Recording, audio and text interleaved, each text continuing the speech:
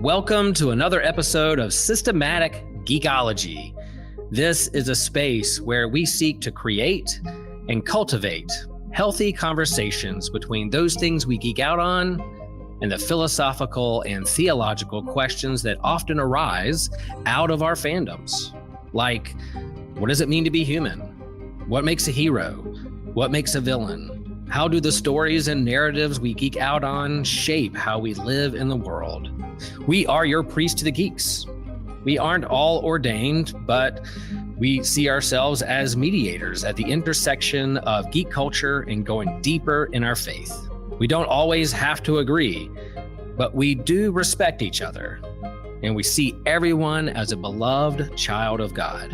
Everyone geeks out on something, so come geek out with us and enjoy the show.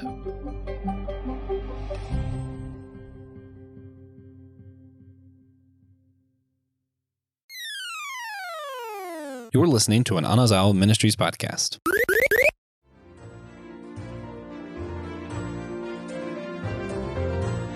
Is there a way to truly conquer death? We're going to ask that question and way more on today's episode of Systematic Geekology. We are the Priests of the Geeks, covering the final book in the Harry Potter series, Harry Potter and the Deathly Hallows.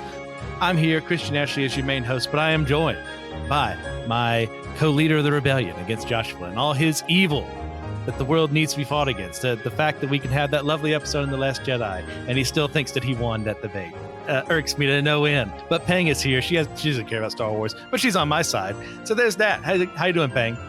May the fourth be with you, Christian. As much as I got for Star Wars. There you go. But of course, we're not alone. We had to bring him back. You know him. You love him. Former co-host of the show, eternal friend in our hearts, Nick Polk. How's it going, Nick? I feel like a Force ghost right now. I'm here. I got killed tragically but heroically, and now I'm back to hang out with our, my fellow Jedi. That's how I'm feeling. Nick the White is here to lead us on to glory. So with that in mind, guys, we are again discussing Harry Potter and the Deathly Hallows. This is the final. After all these years of build-up, Rowling finally got here. We've got the story in print. We've got the 2 movies that were spun off of this. What is your favorite scene or moment from the books and the movies? And I can go first if you need time to think. I don't know if it's my favorite, but the scene that came to me at the beginning was like when Draco's mom, I can't think of her name right now, was kind of like, is Draco alive? Like when she realized that Harry was, not, I don't know. That scene just was like so epic. Like I was like, she wasn't even afraid of Voldemort at that time. Like what a mom.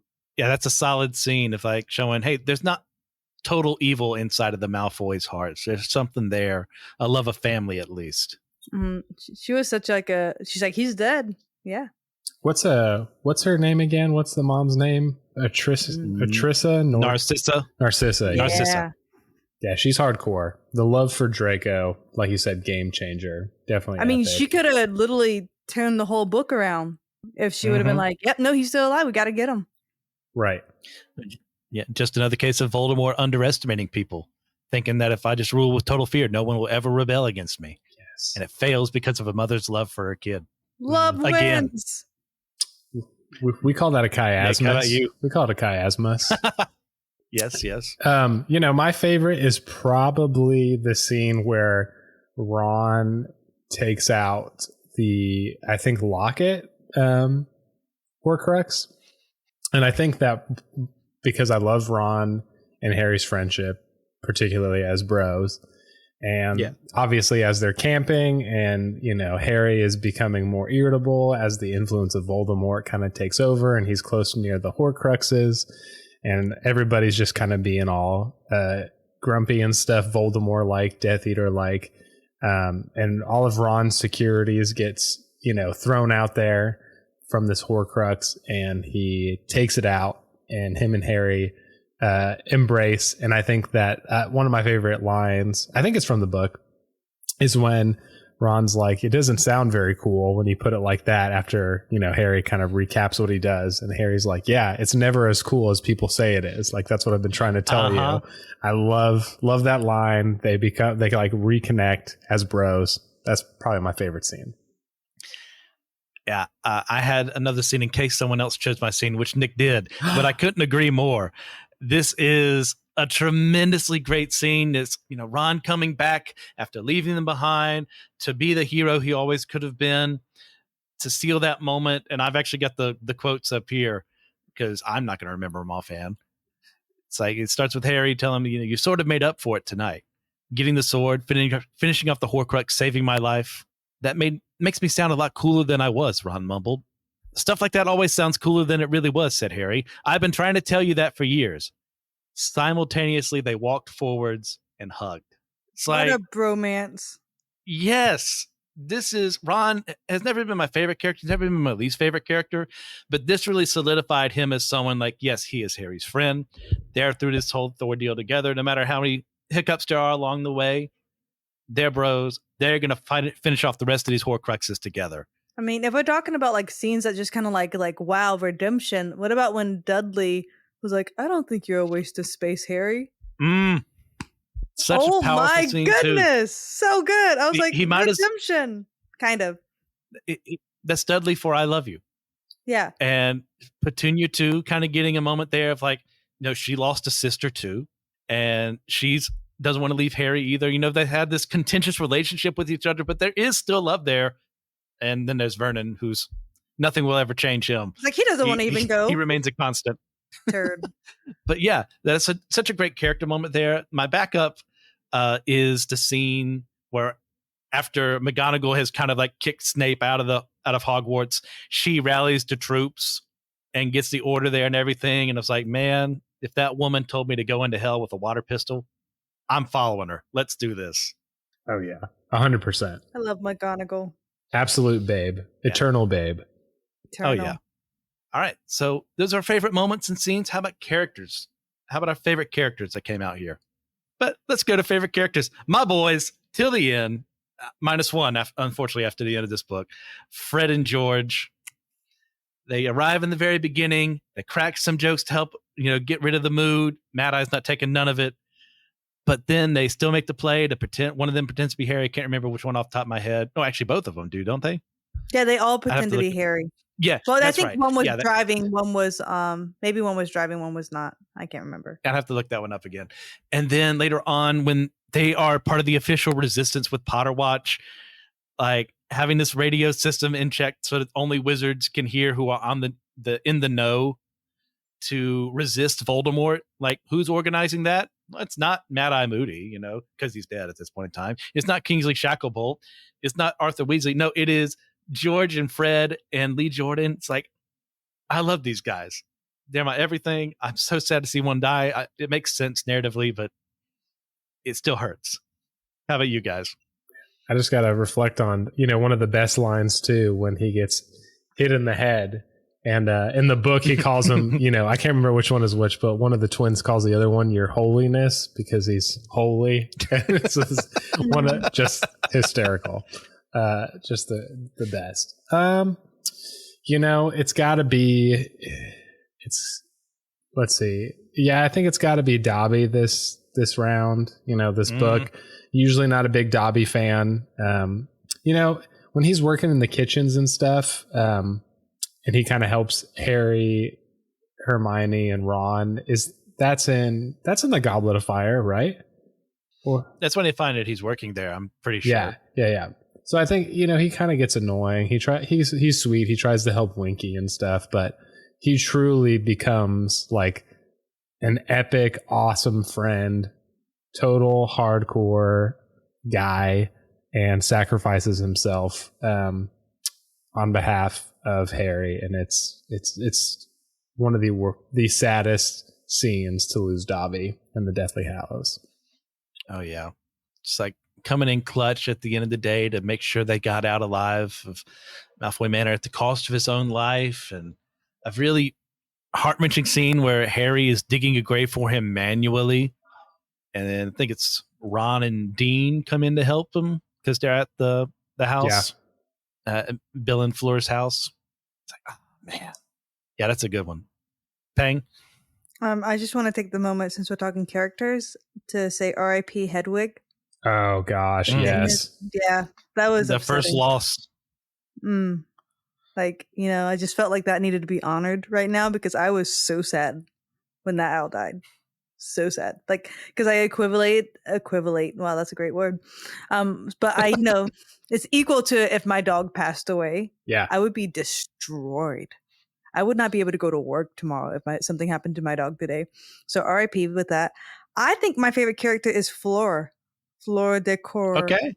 Because she's the beautiful one, and whenever she was marrying, which Weasley was she marrying? The cool one, right? Bill. But when Bill got maimed and ugly and whatnot, she's Right. like, I am staying with my man. Yep. I am not shallow. And like she just kind of like opened up their home and whatnot. So I liked her.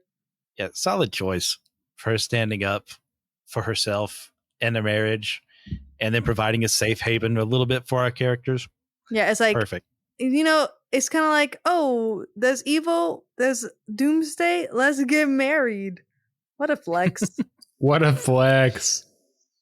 Right? It's like, you don't scare us. You destroyed my husband's face. Well, my fiance at the time, like, we're still gonna do it. Isn't that the wedding where they find out that the new minister is dead? Scrimjaw? Scrimjaw. Yeah. That's when Kingsley Shacklebolt sends his Patronus, I think, there, and tells him, gosh, and Scrimgeour's dead, the ministry has fallen, Voldemort's coming. Oh yeah. And then that guy came to the wedding from the Goblet of Fire, the like Russian dude. What's his name? I'm talking Victor came to, he made an appearance too. Yeah, Bulgaria. Well, I was close. He made an appearance, and Harry's in disguise, and he's like eyeing Ginny because he can't have Hermione. He's like, is all the hot girls taken? I was like, yes, Victor, calm down. I feel like maybe J.K. Rowling must have had something against jocks. I don't know. I feel like all the jocks get really, wrecked, I know. except Harry, I was like, well, he wasn't really a jock. He was like the nerdy boy who lived. Yeah, but he also was like but he became jockey. Yeah, he was like the best, the best seeker ever. The youngest. I mean, he didn't act like a jock. Jocks as like, you know what I mean? Like, yeah, I equivalent jock as like the attitude and the persona of not just good at sports. Because you can be good at sports and have good sportsmanship, but usually like jocks just suck. Yeah, it's true. So kind of like Cormac McLagan from the previous book. It's like this blustery, I'm the best there is. Yeah, I kind of see where you're getting that from, Nick. Yeah. Very, very Slytherin energy, I guess, Sorry to all of my Slytherins out there. That's fine. My husband forgives you. Taylor's a Slytherin, okay. And yeah, a Slytherin and a Ravenclaw came together. Love conquers all. As a Hufflepuff, I confirm that sentiment. And then they just, Gryffindor, I think you're brave. They just made Hufflepuff because like we need an others category, and that's what a Hufflepuff is. Have y'all seen Puffs? Sorry to derail. Wrong. Have y'all seen Puffs? Puffs? No. It was a off-Broadway play. It's a parody, and it's about everything that happens during the Harry Potter series from the perspective of a Hufflepuff. It's hilarious. Oh, that sounds amazing. That. Yeah. Puffs. All right. So we've talked favorite scenes, favorite characters. How about our favorite new thing, creature, spell, what have you, that was introduced in this book? Not as many compared to the last couple of books. That's hard. What's new? I'll go ahead and start to give you guys some time to think. The taboo is such a cool idea to make a name taboo, to make Voldemort's name taboo. Because, of course, the only people who are going to say the name are going to be people who are rallying against him, who are resisting him. His own followers aren't going to say it. The layman has been used to saying, who, and who must be named, blah, blah, blah, all this time. So, of course, the Order's going to be the one to do it. Of course, Harry's going to do it. It's only because of Ron's intervention that they don't use it more often.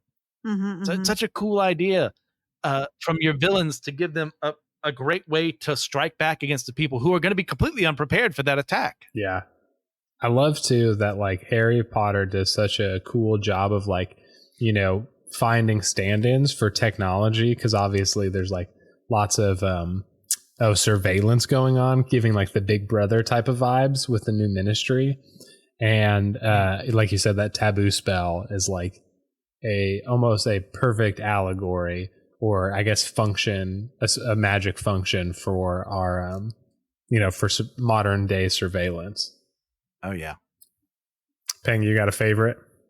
New. I mean, I wish I had Hermione's endless bottomless pit of a bag. So awesome. Technically that was new, right? Oh yes. That was, I mean, every girl's dream, I guess. Dude, you could like live in that thing. You could. Yeah. She had the whole tent in there. She was just so prepared. She's like, oh, I got this. Oh, I got this. Oh, I got this. You see, this is why the story lasted as long as it did, because Hermione exists. Yeah. If this was Harry's plan from the beginning, he wouldn't have lasted as long as he did. Well, he needs someone competent like her around to make sure the force things field get done. too. Just getting everything. Yeah, the force field, the preparation of the bag, being able to like think quickly on the feet. Go Hermione. Oh yeah, real solid. Go Hermione. It solves the I feel like all these millennials are like, I can't buy a house. Just get yourself an unending bag. Boom. Problem solved. And I mean, this wasn't this movie, but I'm just so happy for her. Remember when like her buck teeth and she got hit with that spell, and whenever they were fixing it, she just let them keep on going until her teeth was normal. Oh yeah. What a G. Yes. I just say like obscure memories and stuff. Like, man, I knew I liked Hermione.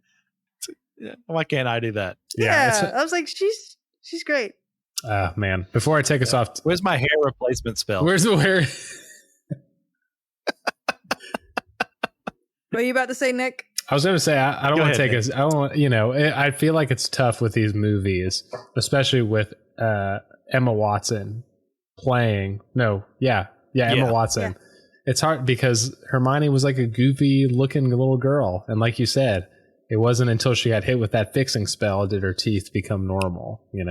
But it's Emma Watson, and it's poor. What's the actor that played freaking Neville Longbottom? He had to have his teeth messed up for like ever. Yeah, I don't remember his name, but it is hard sometimes to picture Hermione the book compared to the gorgeous woman that is Emma Watson. I know, and then basic bro I felt like Ginny should have been hotter, in my opinion, in all the movies with how Ginny was described. Like it just doesn't make sense to me. In my humble, correct opinion. Okay. My humble, correct opinion. Be sure to let what's her name? I'll let Bonnie Wright know that we're in close contact. Yeah, I mean, yeah, granted, she's in Christian speed dial. I've been trying to get Emma or Ivana, but neither one of them will return my calls for some reason. They were on Christian's top 8 back on MySpace. Yeah, that happened. Never had his MySpace, but if I did, you would definitely be right. Speaking of awesome people to put in your top 8, I think my top 8, probably the number one in my top 8 favorite new things in the book would be the Ukrainian Iron Belly dragon that's guarding. Ooh. Dragons in Harry Potter, especially the movies, do such a good job, I think, of just portraying them, adapting them. And I think the Iron Belly is not only is like the introduction cool, but how like they help the dragon escape, because it's been tortured for years and years. And then once it's, freed, it's just an awesome hardcore beast, and I love it. I'm trying to think. It's like a soft tough guy, Yeah, oh, that's a good one. Yeah, that Escape from Gringotts is amazing. Oh yeah, first successful heist in Gringotts history, and they blundered their way through it the entire time. I thought the Sorcerer's Stone was technically the first one. No, they tried to steal it from there. But by that point, it had already been brought back to Hogwarts. Oh, yeah, technically. Or brought to Hogwarts. It was broken into, but yeah, you're right. Technically, it wasn't a heist. All right. I see you. Yep.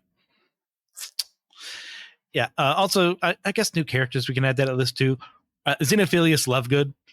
He's been hit to that before. Luna, her craziness comes from somewhere, and we meet that personified in her dad. He's absolutely nuts. Love him. love that whole thing. I love Luna's one of my favorite characters, but when you meet him, you go, I get it. I get why you are the way you are. And there's the whole thing. Yeah, he gives them up in exchange for her life, which, that's a betrayal, but you get Right. it. Your dad looking out for his kid. I ain't mad. Yeah, I would be too mad about him. But a lot of people were really angry at, even after the reveal, was Snape. So in this book, in these movies, we finally get the grand reveal on whose side Snape is really on. Is he a double agent? Is he a triple agent? What the heck is he? So how do you guys think that this was handled? And did it change your perception of him at all? One of my favorite things about these books, and I think why they have such staying power, is just how messy they are, and how just like there's tropes just like in everything, but characters don't fit. Like Snape isn't just this kind of tropey guy. Like, you're like, dang, he was basically a former magic, Nazi or whatever. And then he comes in and basically promises to kill Dumbledore, so that he doesn't have to, so that he can look like, he's on Voldemort's side. And then we find this complex relationship between Snape, Lily Potter, and then him protecting Harry, basically for Lily Potter's sake, with a little motivation from Dumbledore too. But I think it's a very sad moment. I think the loss of Snape is real. Like I think probably it's a little down the middle. I'm not like super sad to lose Snape. I'm more sad about Alan Rickman. But when it happens, you're like, dang, that was sad. And Snape really did sacrifice a lot to get to this point. Bang. He's a cool dude. I think they did it well. It wasn't like I was like, oh, that's cool. I wasn't shocked when I found out he was a double agent, because it was always that throughout the whole series, you're like, is he good or is he bad? Is he good or is he bad? So it wasn't all of a sudden this guy you knew was 100% bad, and all of a sudden it's like, what? He was good? So it was fine. Yeah, for me, reading the last book and having the opening chapter of him making the unbreakable vow to help Draco, and going, oh, the unbreakable vow was meant for him to kill Dumbledore. And I'm like, well, of course he'd make the unbreakable vow if he was already working on Voldemort's side. So yeah, it makes total sense. But then you get more information here that we didn't have in the previous book. So it's okay that you didn't get it right the first time. Harry's dad is a turd. We'll get to that. I'm just saying. So I'm kind of more on Snape's side, because bullying is We'll get to that. Go ahead.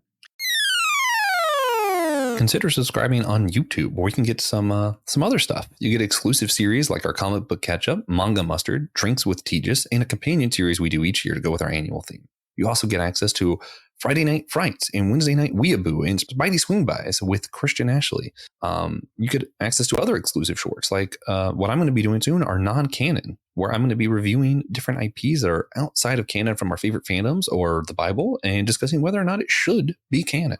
You also can get a short of Will's Wednesday pull list. So if you're into comic books, Will goes through his favorites of each week's pull list for himself. You also get other bonuses over there. Most of our surprise content we'll put straight to YouTube, going live over there, that you can check out. And a lot of our regular episodes are also posted on YouTube if you just want to see our smiling faces. And you see, there is so much more nuance to the characters. Yeah, because obviously we've been looking at this from Harry's perspective. And Snape doesn't like Harry. He just likes the remnant that is left of this woman that he loved for all these years. And I would argue it was never really a pure love. I'd always argue it was more like kind of a lustful thing, and he never really understood her that well. And at that stage in his life, when he did call her a mudblood, sure, he was young, he made stupid mistakes, but he never grew past that until he was faced with the reality and the repercussions of his actions. And that changed his love to be something else. That changed it to be where he would be willing to watch over Harry from afar in his own Snape tsundere kind of way. He couldn't actually show affection to Harry, but he could protect the last living remnant of Lily, who was someone that he held the torch for all this time. And he could be the one to kill Dumbledore, not out of malice, but as a mercy kill. because Dumbledore was already dying from having tried to use the resurrection stone in a moment of pride and weakness to look at his family. Snape was really the only person who could have done that. He couldn't have asked, Professor Sprout or Flitwick or anyone else to have done the job. Snape was the only person who could have done that. And this book really helped change my perception of him in that I like him a lot more. I still think he's a filthy person who needs to work on a lot of character flaws and a lot of things that have caused a lot of problems along the way. But I still accept him as he is.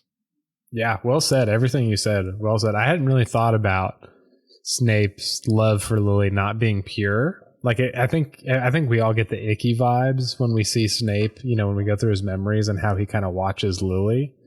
And you kind of feel bad. I don't get the ick. You don't get the ick? I don't get the ick.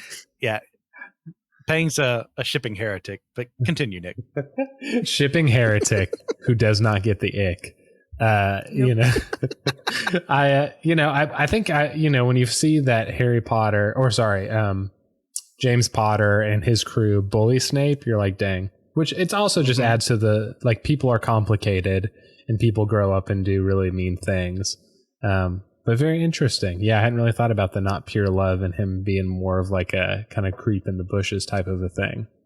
Yeah.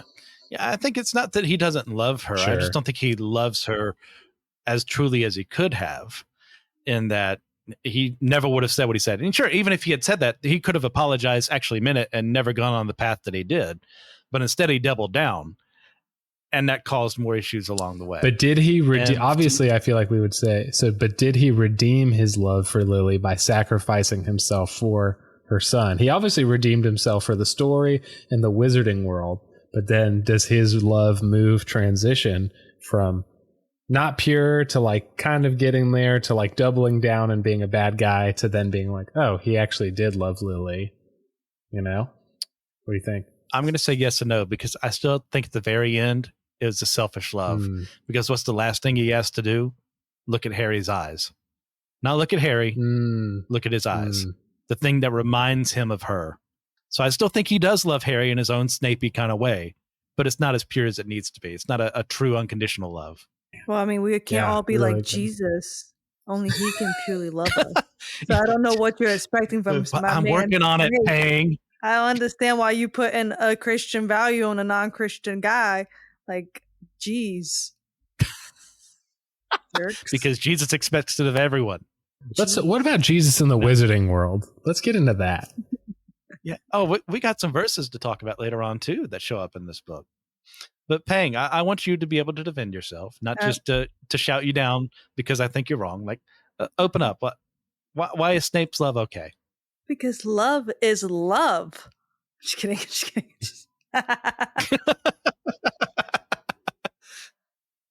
Sorry, I had to. Sorry if that offended anyone, but it is true. I mean, he does love her, and not everyone. You have to think of emotional intelligence too. So he was an outcast as a child. So Lily is probably that first connection he has, and so it could even go into more of a friendship type deal where it's almost like a little kid who does not understand the social interaction of like someone is taking my friend away.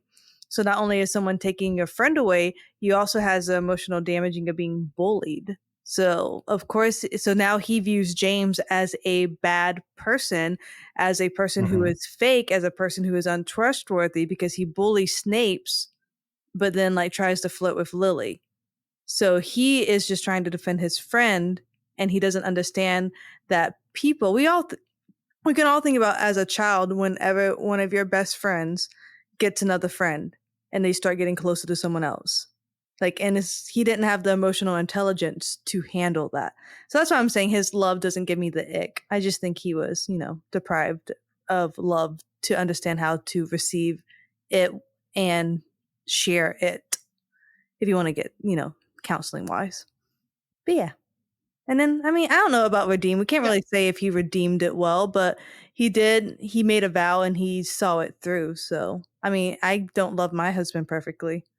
And I wouldn't say my love for him is pure, to be honest. It's kind of selfish. I mean, it is relationships are give and take. I appreciate. I honestly do appreciate the Snape defense. I really like it. It makes sense. And as far as like the bullying goes, yeah, absolutely. Definitely happened on both sides. There's no innocent person in that regard between the two of them. Yeah, We see Snape's side of things. We don't get to see James's side of things. But even we don't Black see his was pet like, peeve. we was just joking around. It wasn't a big deal. So bully. And he's the perfect example of someone who never grew past that, as opposed to James, who did mature, Right. who did realize, hey, I've been a bit of a jerk. And that's the only, when he started changing himself for the better, that's when Lily took appreciation and notice of him and started to really fall in love with him. That's the James Potter that became the father of Harry, not the James Potter who was the one who held up Snape by his ankles in the air with magic. And Snape, unfortunately, just couldn't let go of that, which understandable to an extent, given, hey, I was the target of bullying, but I can't imagine any conversation had James tried to go to him and like apologize, if that ever happened at all. I don't see it ending well. Yeah. Big grudge holder. Big grudge holder. And that's assuming that he ever went to apologize, because I don't know if we've ever gotten any, like, for sure he attempted reconciliation or not. Well, and we never know if James was actually remorseful or if he just kind of like just drifted apart. You know what I mean? And he could have just been like, I was like, oh, we were just joking around. We didn't mean anything by it. Then, of course, you get Lupin's perspective on the whole thing. It's like, yeah, I should have been better, like, helping my friends and making sure they weren't doing and making these stupid decisions. Mm-hmm. But he also wanted to have friends. Yeah, so he didn't do anything. And as an adult, he can look back on that and reflect. Yeah, he's the one with the werewolf affliction. Like, who else would want to be my friend? Yep. Except these guys who accept me for who I am. Yeah, a lot to be mined from Snape. Do you guys have anything else you want to say? We love you, Snape. Yeah, R.I.P. Snape. R.I.P. Yeah, I do regret his loss. It makes sense in the story, so I'm happy in that way that it happened. Yeah, for sure. But it's still not nice that he's dead. Yeah. And a lot of people drop like flies in this Gosh. book. Oh my god! But one of them happened in the last book, and that, of course, being Albus Dumbledore. And part of the journey in this book for Harry, Hermione, and Ron is learning who he actually is as a person. The Dumbledore they saw is like, can they trust that person? What's the history behind it? We get Rita Skeeter being very Rita Skeeter, writing a book exposing Dumbledore's past. So part of this we see is an attempt to demystify like Harry's perception and understanding of who Dumbledore is as a person.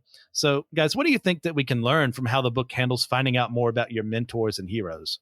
I feel like it's very similar to, if you think about, I just think recently that really jars me is these leaders in the church who are falling like flies, you know what I mean? Like with social media and being exposed, and you think they're like pillars of the church leaders today, and you find out they had an affair or they did this or they, whatever. You can easily find any kind of article about a church leader who has fallen.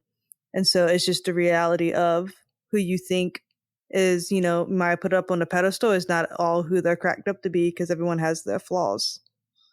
Also, Dumbledore be secrety. I didn't really like him in this book. I'm just like, dude, just, I mean, Harry already saved you guys' butts 6 times by now. Let him in. Nick? Yeah, I think I'm with Pang on this one. It's like I said, part of what makes this book so good is the complexity there. I think Dumbledore should have let Harry in much earlier from what was going on, and I don't think it would have affected the outcome that much. Now, obviously, with Dumbledore's tactics that he did use before he died, obviously ended up culminating in something that he had envisioned for the defeat of Voldemort, the success of Harry, etc., etc. But I don't know. I think I'm like split in the middle. So, because I have like personal experience, like my grandpa had died when I was really young, like, 16, and he was like my guy. But it wasn't until I was probably in my early 20s when I found out my grandpa, before I was born, terrible person, terrible past life, just did not do things that were good or honoring, or, not even in Christian standards, but regular people would be like, golly, Yeah. But in my own life, as he changed and tried to make things better, there's this kind of positive construction that I have made of him for me based on my experience, to be like, I've got this mentor figure, this grandfatherly figure, to recognize he was human, not to totally erase that and construct some false reality, but to kind of highlight on the good things so that I can look up to a mentor figure and be like, those are the qualities I want to embody in my life, you know? And I think Dumbledore has many of those. And so what do you do with them? We obviously have the privilege of seeing basically his whole life with, you know, some of the movies coming out too, the more recent movies. So we have this privilege of judging him over a span of time. But ultimately, I think he is a flawed character, really messed up. I tend to kind of be over when it comes to disliking Dumbledore and thinking he messed up. But also, I recognize why. He didn't know everything. He was just doing what he thought was best, I guess. Yeah. Say well said by both of you. At the end of the day, I'm more positive on Dumbledore. I see the totality of life. And we, as much as I hate to say it, we needed Rita Skeeter to write that tell-all book. Yeah, for sure. So that came out into the world. People just saw him as this paragon of virtue. And to be fair to most of them, that was the Dumbledore that they knew. A Dumbledore who had changed from the one that we actually hear about in his younger days, who had these wizard supremacist views that caused him to think that muggles were less than, that wizards should just rule over them. They're the superior ones. They have the superior powers. So, of course, they're the ones who have the authority and the responsibility to, you know, make sure the lesser races don't know, you know, what they're doing, so we can tell them what to do. We should rule over the house elves and the centaurs and the muggles and everyone else in between, because we're clearly more powerful and better than them. And you get them involved with Grindelwald as well. The two feed off of one another. The terrible incident that happens with his sister Ariana ends up occurring, breaks the brotherhoodship between Dumbledore and Grindelwald and his actual brother Aberforth, who to this day still has very mixed feelings about the brother that he looked up to because of what he allowed to happen. But Aberforth is such a cool name. Past, Go ahead. I just want to say Aberforth, great name. it is a cool name. Go ahead. Yeah. Dumbledore took from that past, learned from it, and became the man we saw in Sorcerer's Stone, and so on and so forth, who still not a perfect person by any stretch of the imagination, but never again would ever want to be the man that he was at that time. Now we do see facets of that coming in and how he overplans things and doesn't involve people. Like, hey, McGonagall didn't know all his secrets, and she's probably one of the closest people to him. Harry probably knew more than a lot of people because Dumbledore felt a kinship towards him, but he still didn't tell him everything. And that caused problems. So yeah, what I love this book, what it does, it explores like, hey, our mentors, the people we look up to, you know, I look up to my dad. I look up to my grandfather as well. Like paragons of virtue, but they also had their past. My dad didn't come to faith till he was 16. And I've talked about it before on the show. He bullied people extensively. He was a hellion. And a lot of people, when he came to faith, he had to go out. Once he realized what he had done, he made a list of every single person he could remember wronging. And that's the ones he could remember because there were so many. And he went out and he apologized. Some accepted. Some had forgotten all about it completely. Others wanted nothing to do with him. And that's part of growing up, is realizing I've hurt people. The people I admire have hurt people because they're just as human as I am. So I need to accept the good of them and the bad of them. That's who they are. But what's more important is what they're doing right now. Are they working past it, or are they pretending like it never happened? Dumbledore was kind of doing both. Yeah. Yeah. Just what a guy, you know, I just respond, you know, just what a guy. It's just for somebody to, I mean, also too, we're like putting our family and even empathizing in our own context, which is not like the head of like the most prominent wizarding school, you know, in the West, essentially, and maybe the world, and a political leader who is able to, like, with his opinions, change like the dynamics of wizarding culture and law. You know, and he's basically by himself with, you know, Dumbledore's army and Order of the Phoenix to stop a whole nother regime, you know, which is just crazy. I don't know if I would have had the courage to do that. That He already had the fight before. Right. Yeah. Peng, anything you want to add? No, one thing I kind of just, as we were talking, think about how, and I always say church I always relate it to church because that's married a pastor. That's my life.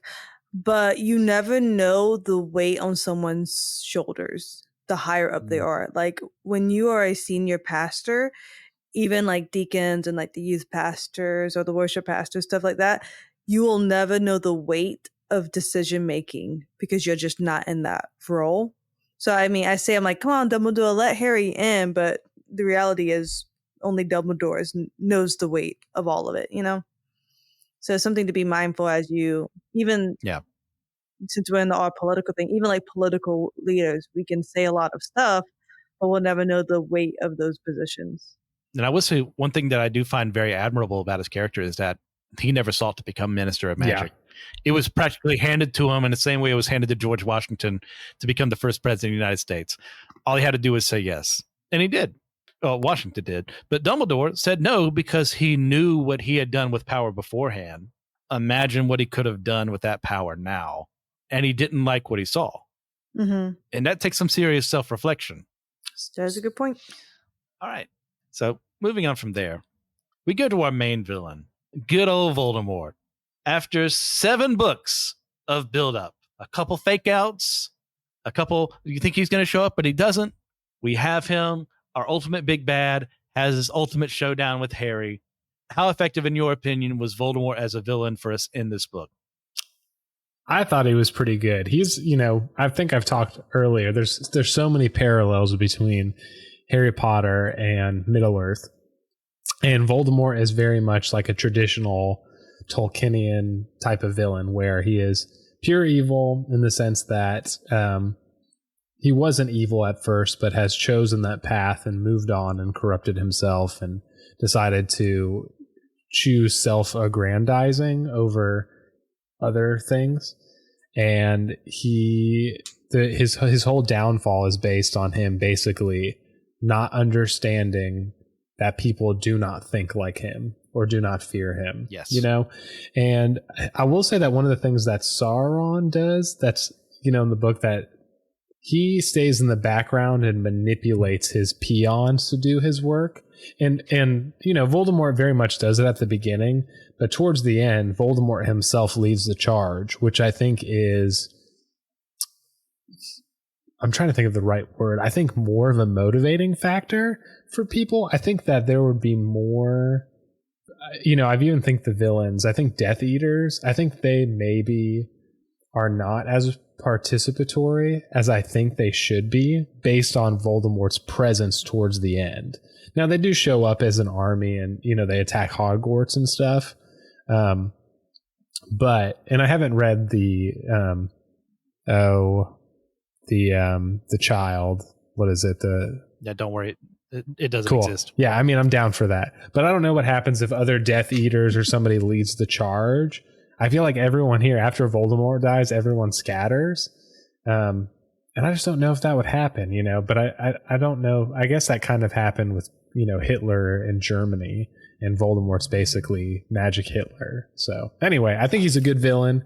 I think he's very effective. And I think his downfall is very cool. Bang. I mean, yeah, he was a good villain. I wish he wasn't so afraid of Harry. You know what I mean? Because that makes him, you see the weakness of it.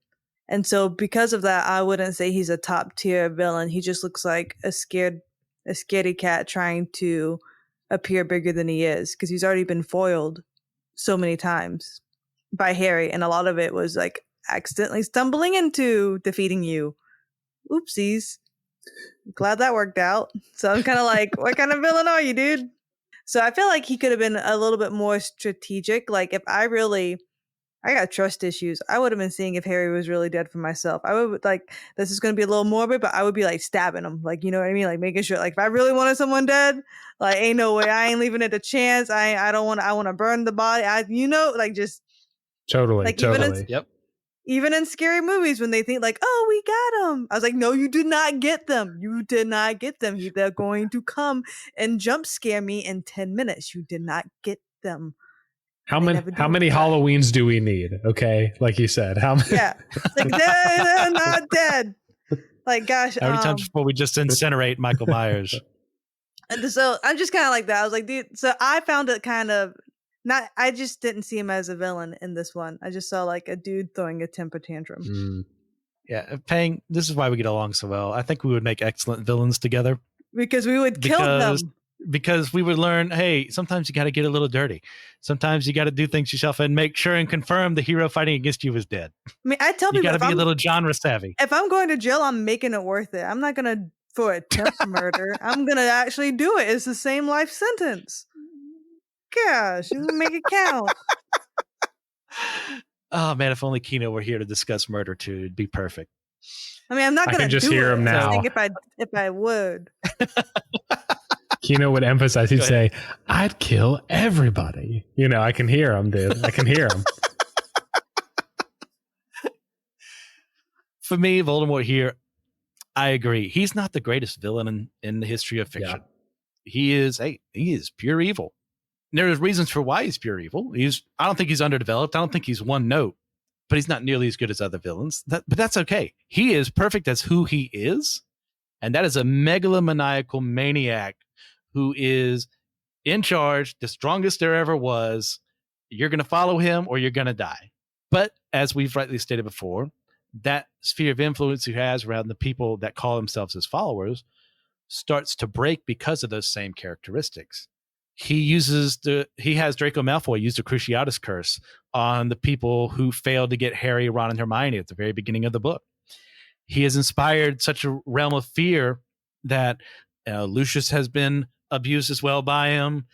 Even Bellatrix sometimes looks like she might be afraid of what could happen if, the Horcrux that was under her possession, she didn't know what it was, but if it gets stolen, she fears what he's going to do to her. And it raises to the point where Pang brought up Narcissa earlier, where she rebels because she knows who Voldemort is, and she knows what would happen if Harry were to win.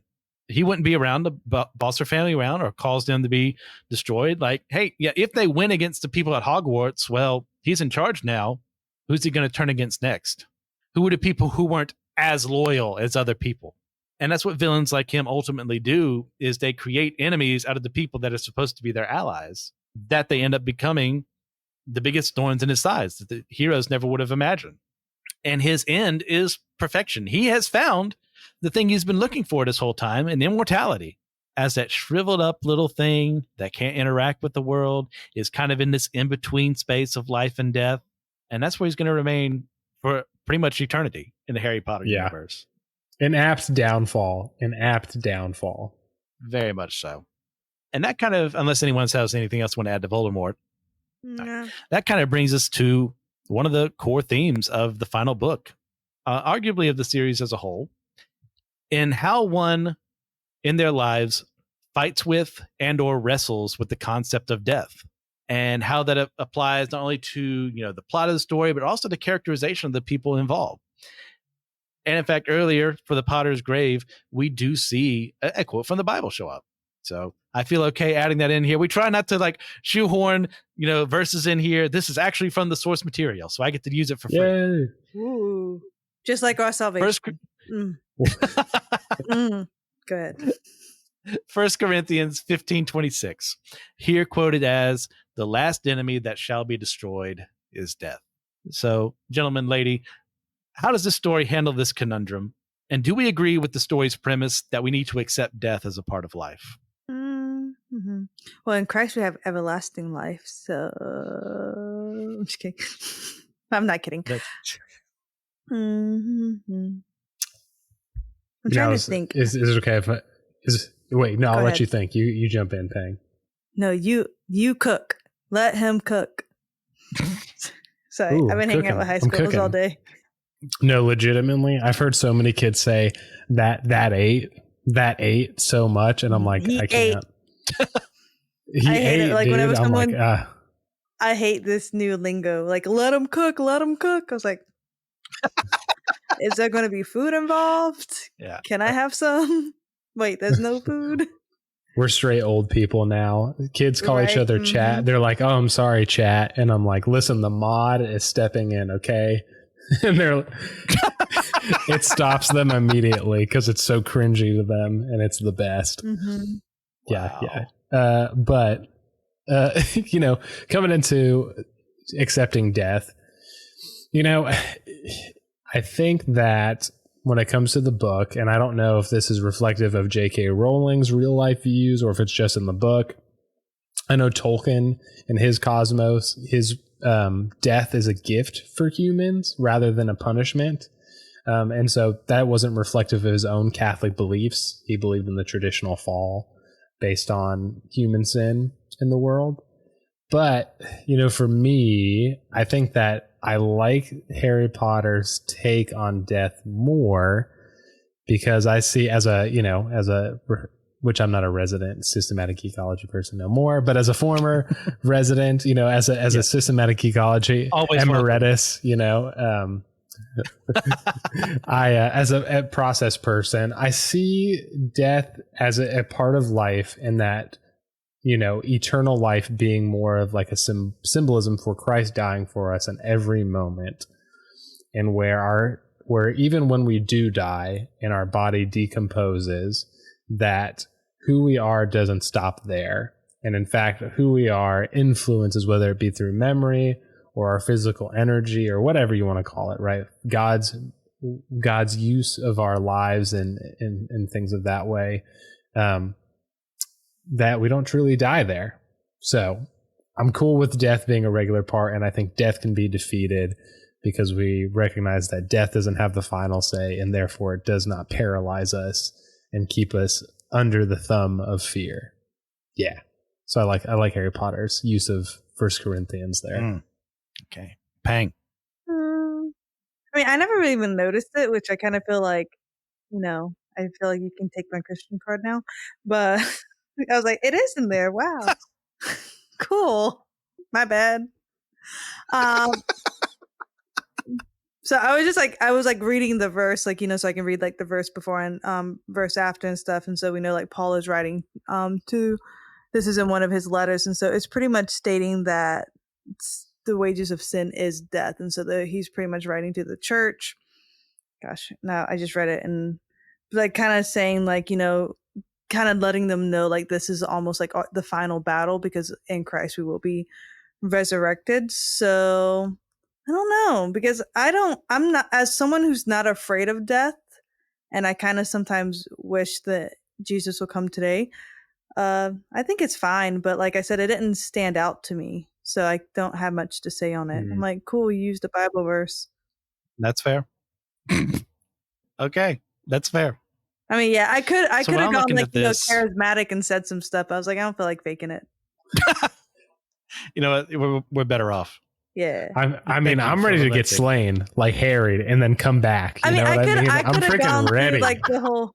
I could have gone through like the whole like this was the meaning of the like Corinthians, but I don't feel like it. That's another thing. That's okay.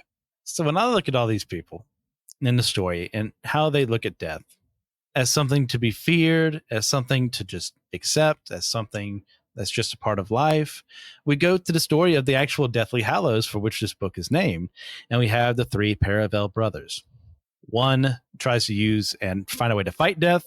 The other tries to, trick death and make a mockery of death through the resurrection stone. The first one using the elder wand. And the third one realizes death is going to do whatever it wants to me, so I'm going to hide from death using the invisibility cloak. And then at the end, welcomes death with open arms. And that is a huge part of what Harry has to do in this book. He has to be willing to sacrifice himself as the final Horcrux, which he has realized that Voldemort accidentally made him one when he killed Lily and James Potter, that the only way for Voldemort to die is if I die myself. And as a part of this story, yeah, sure, there's things Harry still wants to do. He still wants to be with Ginny. He wants to hang out with his friends. He wants to stop this, this evil wizard rebellion. But the most important thing he can do, in a huge contrast to Voldemort, is accept death with open arms, which Voldemort will never do, and in fact has gone out of his way to cause death so that he himself does not experience death. And the contrast between the two is just heightened at the end, where one succeeds and the other fails miserably, even though he kind of gets, to an extent, what he wants, even though it's not what he really wants. And I love how she plays with that, Rowling. And even that quote, I think, if I remember correctly in the book, it's like, oh man, did a Death Eater write that? It's like, no. And I think it's Hermione who corrects Harry's poor theology and says, that's actually a scripture. And if you just look at that on its own, you can say, yeah, I can see how that's a Death Eater quote. But when you look at the actual totality of it, it's, yeah, death is going to be destroyed one day. And those who are his are going to be with him in eternity, in real life. And that is such a welcoming thing. That is such a beautiful thing. And I'm so glad you don't need to read that verse in the story to get the whole concept of what she's fighting about with the theme, but it enhances it greatly. And I really appreciate that as a reader. Yeah, I don't think I remember Harry speculating that it's a Death Eater quote and Hermione correcting him. It's really interesting, especially in relation to what you just said about, just unpacking what that verse means in Christian tradition. And, and tying that into Harry basically being wizard Jesus, and then connecting it to like Jesus's real work on the cross and resurrection. Yeah. Oh yeah. Peng, you have anything else you want to add? I like Jesus. You know what? I think we can agree with that. I mean, he's all right. Yeah. He's my savior.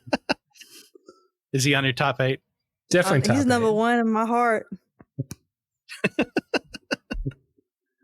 Only on days that end in Y, though. There you go.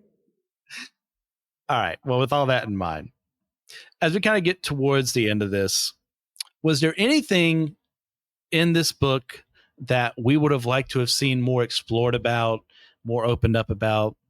And that's a very broad question. And I'll answer in a way that I know it's not possible, since we are, once again, from Harry's perspective.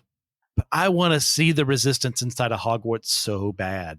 I want to see Neville rallying as a hero, getting Ginny and Luna and Seamus and everyone there to fight against the Carrows, to fight against Snape's regime. I want that so bad, just to see how it works and to see how Snape is subtly helping them this whole time, to where they hate his guts, but they're only alive in the state that they are because of him. Yeah, and like you said, the movies give us a little bit of a peek, but not quite, like as more as it could, because we still go back to Harry. Yeah, I agree. And I think that similarly, I think I would have loved to. There's lots of kind of reminiscing about the history of the fight between Voldemort and Dumbledore and all this stuff, and I think I would have loved to see more. But how do you do that in a book like this? But being a Lord of the Rings guy, I want some appendices. Tell me, the family backgrounds of all the former members of the Order of the Phoenix, where they came from, who they met, which battles they fought in, and what times. Just seeing really more of that unpacked in this, just because we do get to see this rendition of Dumbledore's army, against Voldemort. So more about what Dumbledore was doing. We get a little bit of that, in the whole Fantastic Beasts series, but I want more. I want to nerd out more about the world. Okay. Peng, your answer. Because she gave us like a little like teaser whenever like the time skip and like their kids was going to Hogwarts, and then like you have what was his name? Was it, like Lupin and Tonk's kid and whatnot. Like I would have just liked to seen a little bit more, of like how they adjusted afterwards. You know what I mean? Like there was a time skip, but like there was I'm sure you had to adjust. Like, did you ever finish Hogwarts? Did you graduate, Harry? Like, what happened? Are you a high school dropout? Yeah, I'm gonna say, did you get to CLEP your last year because you defeated Voldemort? I'm just very curious. So it would have been nice to like kind of go a little bit, like even if it was granted, like once you're done, like as a writer, I know you're done and like this is how you wrapped up the story, but I just want to like a little bit more. If you're going to go ahead and open the door, if the kids are going to Hogwarts, I'm like, well, what happened in between? No, I think it speaks a lot to Rowling's writing that even as long as this book is, we still want more. And that, man, what happened to this character? What were they doing in the midst of this? And it's not necessarily a criticism so much as we care about these people, these fictional people who have never once existed in real life. And yet we want to know their story. We want to know what's going on in their lives. What were they struggling with? How did they succeed? How did they fail? So yeah, I like that a lot from the both of you. Those are good answers. Well, Peng already brought up the ending, so we might as well head that way. All right, let's buckle up. This is after years of buildup. 7 books, we finally get to the epilogue chapter. And I ask all of you, were you satisfied by the ending? So it was divisive in some areas. I think just kind of like similarly with Peng said, I just wish they just go all the way. I liked it as an ending to that story. I think it would have been a cool trend. I think it's a cool ending, but also what could be a cool opening to the sequel for what happens with, the next generation of wizards at Hogwarts. I think that's kind of where I'm at with it. More of just, like I said, I'm more mad about it because I didn't have more. That's really my only issue, I think. Okay. Yeah, I'm content with it, but I'm just saying we can always more is good. Yeah. Okay. Yeah. Ultimately, at the end of the day, I'm satisfied. There's stuff I'd like elaboration on. I really think maybe Harry should have named one of his kids after Hagrid, at some point in time. The man who was like the most loyal person possible to have as a friend, as a mentor, as a teacher. But Hagrid that's a small gripe. He didn't pass away, did he? No. But you can still name someone after someone who's alive. Not every character needs to be named in a legacy faction. Coming.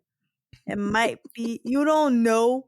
But also Hagrid's part giant. Ew. I'm about to say Hagrid's not like the best name either, to be honest. Well, his name's Rubius. Rubius isn't bad.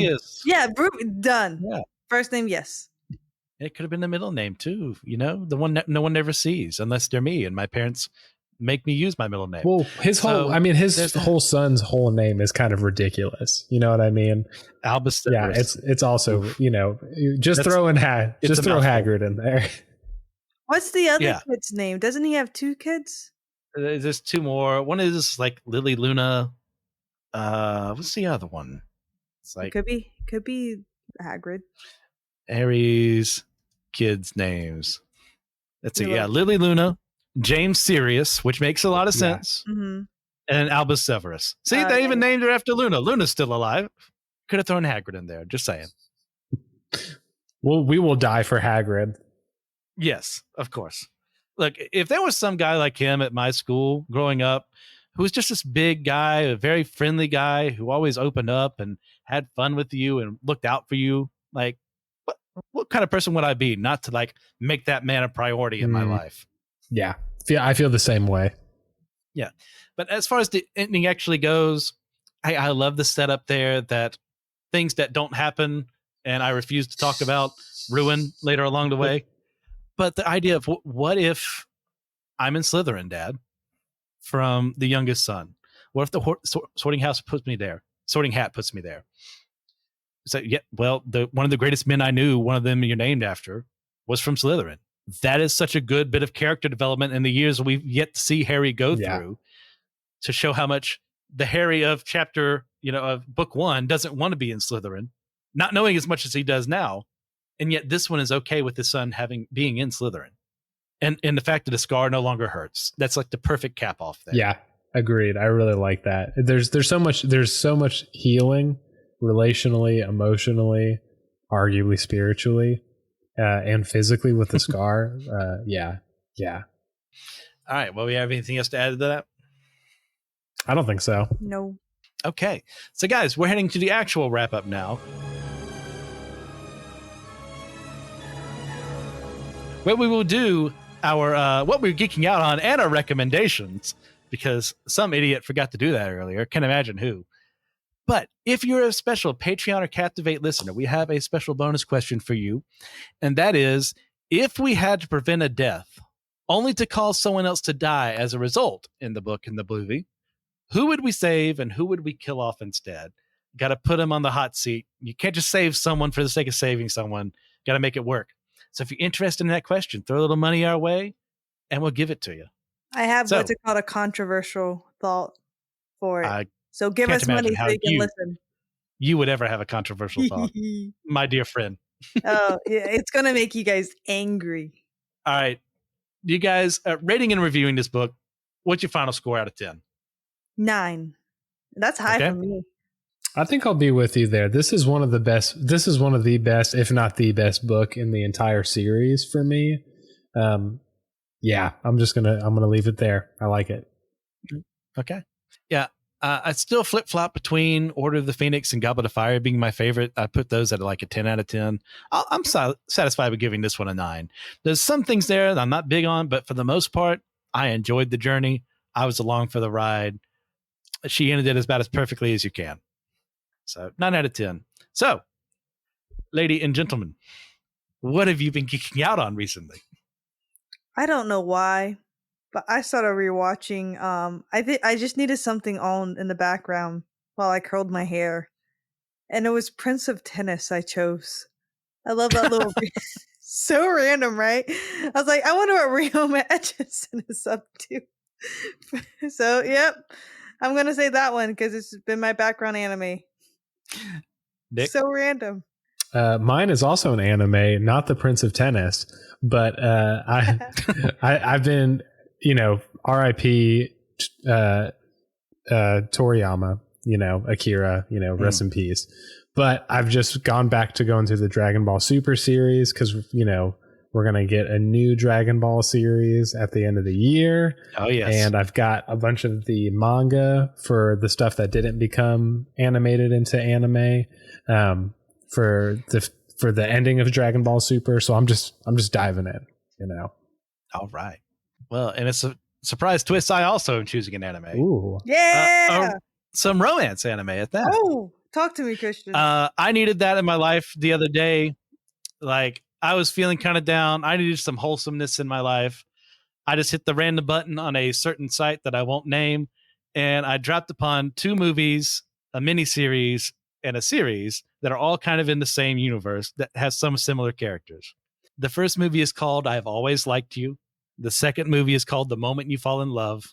The third one, the miniseries, 6 episodes, is Our Love Has Always Been 10 Centimeters Apart. Oh, yes, you little cutie. And I think, what's one? The fourth one, the series I'm watching right now, I've only seen the first episode. It's like Heroine something. It's a recent series. All of them I highly recommend. I had a lot of fun. I needed the sugary diabetes of anime romance in my life, and it helped immensely. Ooh, Christian Senpai. It's really funny. I'll notice you one day, Nick. Notice me, senpai. All right, and since we're being so unorthodox today, do you have any recommendations for the audience? Yeah. So I got a good one, guys. Fairy Tale not just announced, but in July, it's coming. It's coming back after some years, all right? So you guys just need to start watching it. So that way when July comes, we can watch it together, okay? So right now, get off this podcast. 100-year quest? 100-year quest, baby. I think, even though TJ hates it and he's wrong, and he doesn't listen to this show, but he's still wrong. He hates it. It's Fairy Tail is my favorite anime. You can't take that away. Like, it's just, I've watched a lot of anime. It's the best. It's top tier. I love it. Go watch it. Nick. Go watch it. Fairy Tail's pretty good. That's exciting. I did not know it was coming out. July 2024, baby. July. I'm just ready for the next seasons of freaking Demon Slayer and My Hero Academia. I can't handle it. Oh yeah. So It's gonna be a good year of anime. Honestly, it's a really good year. So good. My recommendation is with the recent Fallout series. Go play if I think Amazon Prime is still doing it. If you have Prime, you can get Fallout 76 for free. If you have Game Pass on Xbox, it's already on there. But when Fallout 76, I was one of the suckers that got it. At the beginning, it was god awful. Graphics were terrible, no NPCs, and they have really just done so much work to it because I was like, you know what, Fallout was a great show. Let me just re-download this, see what they did. It is an extremely fun game that you can play online with your friends. Highly recommend Fallout 76 after all these years. Okay. Yeah, the anime that I couldn't think of was Heroines Run the Show. But as far as my actual recommendation goes, if you're a horror fan and you're like me and you were kind of disappointed that the trailer spoiled it, which is weird for me because normally I don't care about spoilers, check out Abigail. It was a ton of fun, some gory fun, in a very great locked room murder mystery kind of thing. Well, not mystery so much. Let's say murder happens a lot there. So that's it for recommendations. Guys, thank you for listening as long as you have. Thanks for bearing with me as, you know, my continued senility gets aired live on the podcast. As the early onset Alzheimer's just keeps getting a little closer every day. Please, if you get a chance, just leave a 5-star review on your podcasting platform of choice. It really helps with the ratings there. It helps more people to find us. I really appreciate the people who have done it so far. If you want to reach out to us, head over to systematicgeekology@gmail.com. Love to hear your requests. We do listener requests all the time. We've got a couple planned in the pipes along the way. Other than that, I do need to thank some patrons. Ethan Overcash, Austin Nance, Amber Riley. Thank you guys for what you do. You guys are the best. Can't do this show without you. And thank you again to everyone who donated on Facebook to the GoFundMe we had set up to get new equipment for the show. You guys blew it out of the water. We asked for something and you gave way more than that. So thank you very much for all your help there. But remember, we're all a chosen people, a geekdom of priests.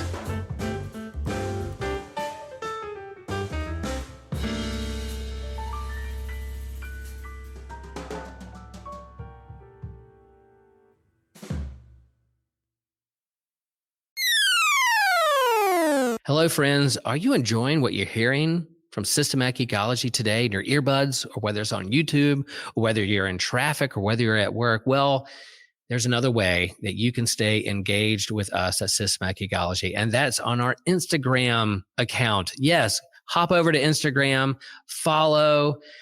We'll follow back. We promise. We post lots of fun stuff over there, whether they're updates on new podcasts that are coming out or getting ready to come out, or whether they're memes, or we're sharing what other of our friends are up to out in the world. Sometimes we go live at events, whether we're at a Comic-Con or whether we are just hanging out with friends on the back porch grilling out. You can follow us there. We also have videos and reels, like what's in Will's pull box from his local comic book store. He shares what he's reading in the world of comics. And then Christian is going to do some reviews of Spider-Man comics called Spidey Swing Bys. That's going to be fun. And then there's non-canon stuff. Non-canon? What? Yeah, Joshua's going to be reviewing one intellectual property from outside of the canon of his favorite fandoms, or a piece of literature that's a part of the biblical extra-canonical material. Man, that sounds like fun. But yeah, Instagram is one of my favorite social media outlets, and love to engage with friends and family over there. And so we hope that you can engage with us there. Hi, my name is TJ, and I'm here to tell you about the Anazal Ministry Podcast Network. We have a bunch of shows on AMP. You can follow the entire network in a single feed on Spotify at Anazal Ministry Podcasts, or on the network page on Apple Podcasts. Some of the ones we're running right now are the Homily, which is Pastor Will's homily messages from Holy Trinity Lutheran Church in Chapel Hill. We have the Whole Church podcast, which one of my favorites. It's where myself and Joshua, we interview leaders from different denominations and backgrounds to work for a full church unity, Big C. We have My Seminary Life by Brandon Knight, former host on Systematic Ecology. He discusses his experience at seminary and discusses seminary topics so anyone can access the knowledge. Which is kind of cool. It's like the book, everything you learn at business school and then everything you don't learn at business school. It's great. We have Let Nothing Move You by Christian Ashley. He goes through the Bible kind of like it's a Bible study to explain the biblical narrative through his perspective and what he's learned. Dummy for Theology, which is Joshua's show. He discusses various theological topics in an attempt to show every side of big discussions. That leaves you with more questions than answers, which everyone loves a lot. It's kind of a continuation of a series that we did on Whole Church, but it's really good. It's really fun. We have the Bible After Hours, where the foul-mouthed preacher goes through the Bible from a progressive view to challenge the status quo of the modern church. I love that one. If you're from a more conservative background, that one I find will probably be the most helpful for you. Definitely check that out. And we have the Clydes. Taylor and Elizabeth Clyde go through weekly discussions in a devotional, conversational method to help us get closer to one another and God. That's just a little review of what we do in AMP and all of our other shows. So check that out, get subscribed, and just start getting all that free content, you know?